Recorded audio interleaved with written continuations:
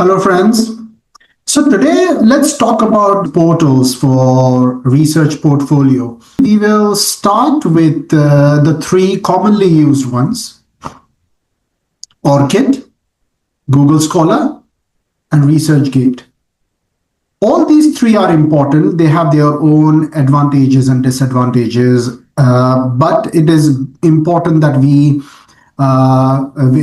have our access and portfolio on all these three portals. So let's just talk about ORCID. What is ORCID? Now, when you think of ORCID, it is a kind of a research portfolio where you once you register, you get your unique ORCID ID. Now, these days, it is very important to have your ORCID ID because once you submit your article for publication, the journals expect from you to have an ORCID ID. So it's very easy, it's kind of very self-explanatory. You put in your details. Just one piece of advice, that when you are registering for ORCID, just make sure that you are using your personal email address rather than your work email address, because say if you move jobs, then it will be difficult for you to update that, because the journals will use your work email address then. So always ensure that you're registering your ORCID with your personal email, and then once you've registered, then automatically an ORCID ID is generated. Now, what does this include? So as you can see, the advantage here is in ORCID ID that you can include everything: your employment, your qualifications, your current professional activities, the funding you have received so far, and obviously the research work you have done. So usually what happens is that when your article has been accepted by a particular journal, then they link it with your ORCID ID. So once it is published, it gets automatically notified to ORCID, and then the ORCID will also let you know that we have added this publication on your portfolio.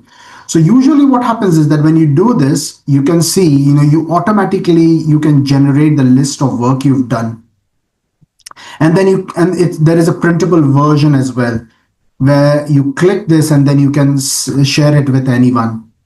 Now, the other advantage is that you can link in your social media IDs. So say I've included my YouTube channel here. So if you click on it, automatically the channel, my channel will come here. So as you can see, this appears. So that is the advantage with ORCID, that where you can include this. The one which is specific with ORCID is that it also lets you include your funding applications and the funding you've secured so far. Now, Google Scholar.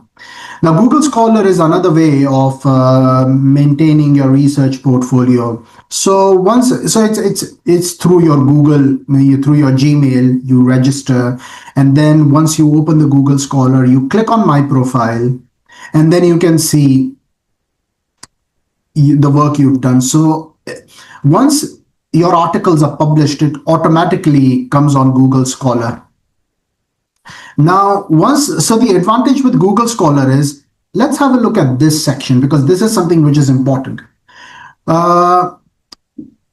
Citations, of course, that the articles which were cited. So they give you a list, and next to that article, they also mention that how many times this has been cited. I-10 index is number of times your articles have been cited, at least 10 times. And so this is how they calculate, and it's a 2 here. Now, the thing to be mindful of is that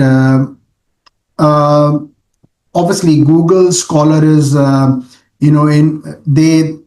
they set the parameter for a good researcher on the basis of citations. But Google Scholar is the only portal which has an I-10 index. As I mentioned previously, number of times a particular article has been cited, at least 10 times. None of the other portals have this I-10 index. So that is one of the advantage of Google Scholar. One thing I forgot to mention, whether it is the Google Scholar or ORCID.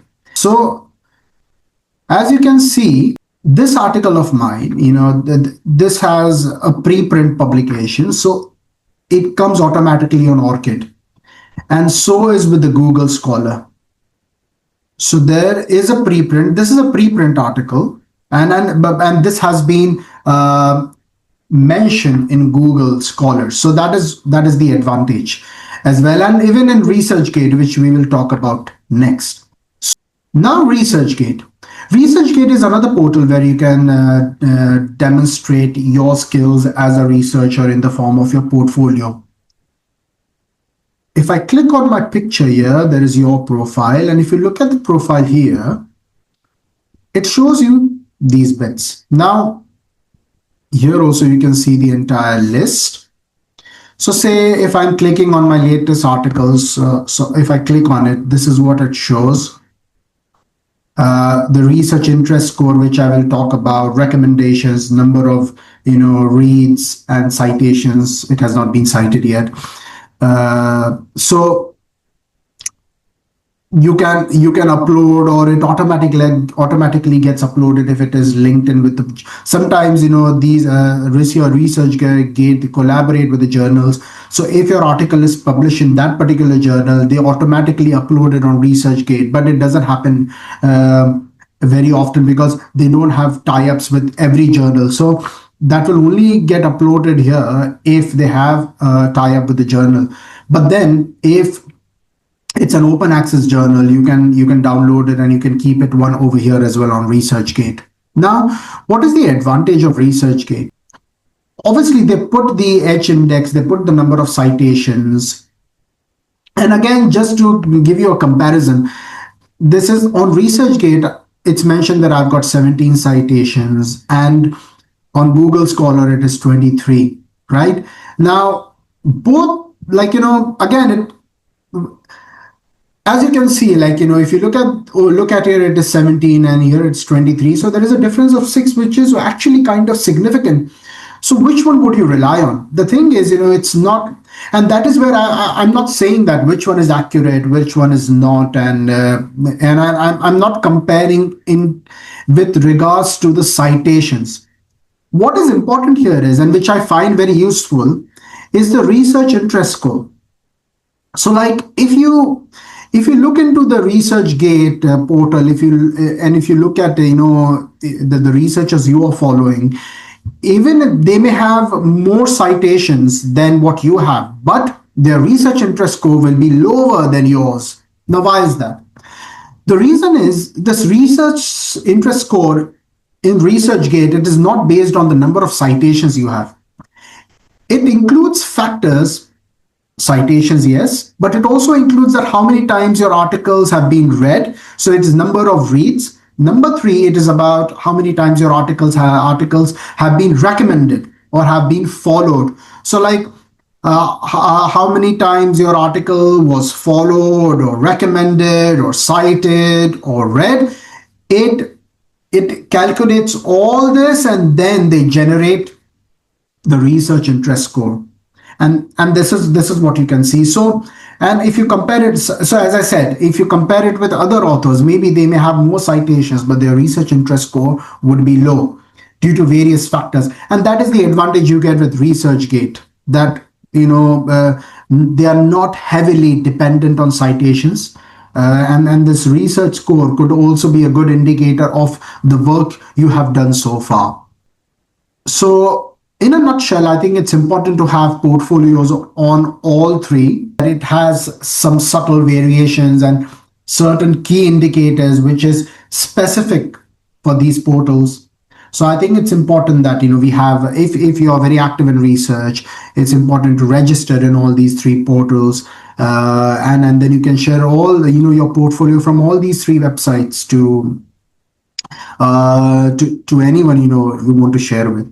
I hope this was useful, and I'll see you again in the next video. Take care. Bye-bye.